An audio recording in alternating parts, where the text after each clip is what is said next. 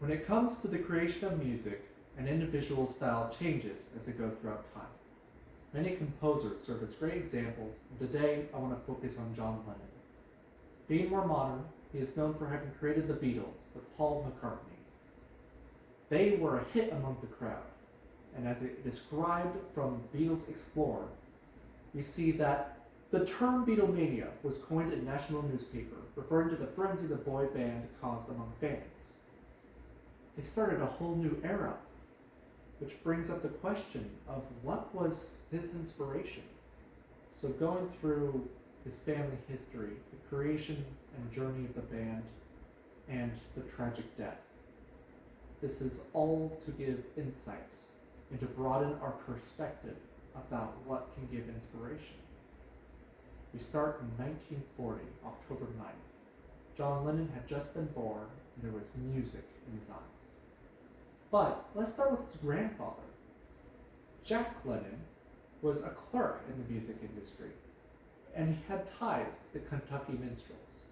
While this was his job, he had a deep love for music, and he shared that with his children. Going forward, we see that the wage was very modest, but they made do with what they had.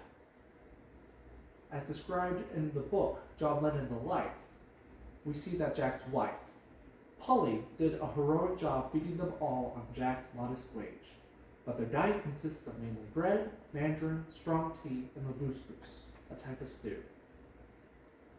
We see that Jack would pass away further on, and because of that, Polly would have to send some of the children to the orphanage. Alfred was one of them, and he loved music just like his father and wanted to become a performer. So going forward, he did everything to follow into his father's footsteps. He almost made it with the Murray gang, and he tried to run away with them, but the orphanage didn't like that, and they brought him back and he was humiliated by his classmates. Despite the humiliation, he persevered and went on to become a performer. He would share that inspiration with his son, John Lennon, just like his dad did with him. Surprisingly, people did not think John Lennon was going to be a musician. As we see in the book, John Lennon: The Life, that classical and pop music opposed each other. And when it came to technology, in Alfred's time, it was much more limited. So when we see John Lennon as a teenager, he is described as one who gained fame in the neighborhood as a troublemaker. But little would we know, and little did he know, he would pave the way for pop music to become acceptable. He joined a band called the Quarrymen as a rhythm guitarist, and as members changed out, and as the name of the band changed, we see what we would get eventually to what we call the Beatles. They were famous worldwide due to the spread of television, and they traveled across the world. But they did have some controversies. They were appointed members of the United Kingdom by Queen Elizabeth II, which was nowhere near as controversial as the amount of drug use that all members participated in. There were also some statements that were made. That one that he made, which was the Beatles were more famous than Jesus, which caused many radio stations to shut them down. This band was having the time of their life. They didn't think they would get this far.